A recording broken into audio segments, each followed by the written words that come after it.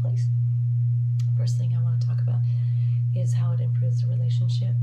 Obviously, effective communication is extremely important on building trust and building that bond in the relationship.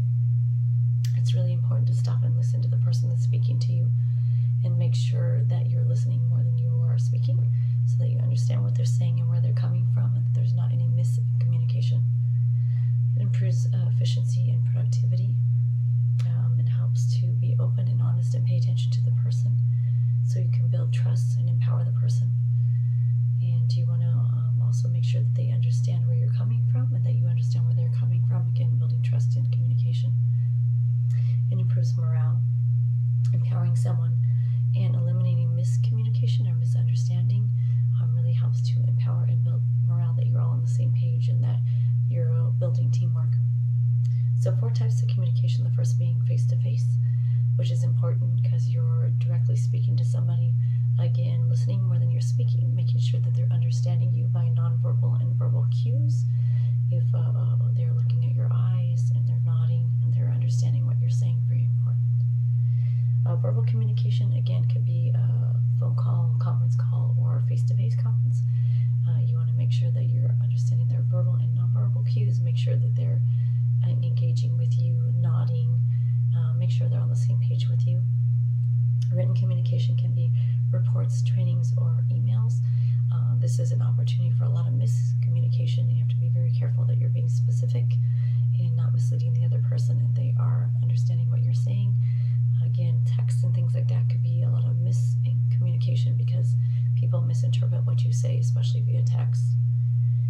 Visual is important, where you can share ideas. There could be signs, electronic documents, things like that.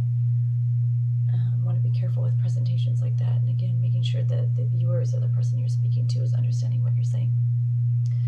Obstacles to communication could be a busy workplace. Obviously, that's interruptions, somebody not being focused, so they're not hearing everything you say. Misinterpretation could be miscommunication, where, like the telephone game, you say one thing and they hear something else, or you tell one person, they tell another, and the third or fourth person hears something totally different story. You really want to help to eliminate miscommunication in that. It's very important to be specific, keep it limited and focused so that they understand what you're saying and there's no miscommunication in that. Assuming people know what you're saying, which is a big thing. You're saying one thing, but you just assume that they understand you without verifying and having them to repeat what you're saying, and making sure that the communication is on both parts, that you're both on the same page. Not working towards the same goals.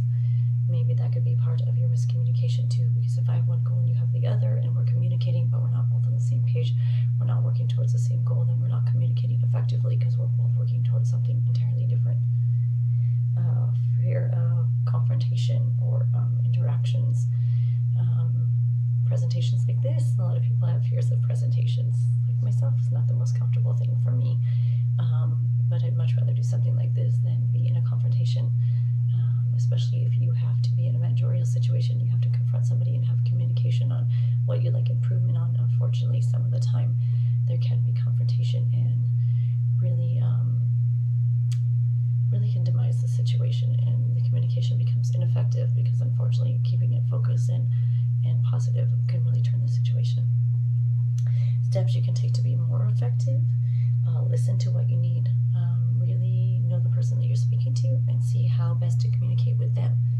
If it's a one-on-one, if it's an email, or if it's a positive approach, maybe some positive communication, positive feedback with them. Think before you speak. Definitely want to have eye contact, to watch their nonverbal cues, make sure that you are really relating to the person and you can communicating with them on their level, that you're not demeaning or speaking down to them, that you're speaking to them one-on-one. Identify specific points, so ask questions and find out exactly where you want to go and how you want to specifically address their needs. Very important, that way you get your point across without going around everything and misleading the person. Consider developing different specific needs and skills, different types of communication, how people communicate effectively themselves. Some people prefer positive, some people prefer direct. Not all people prefer direct. Myself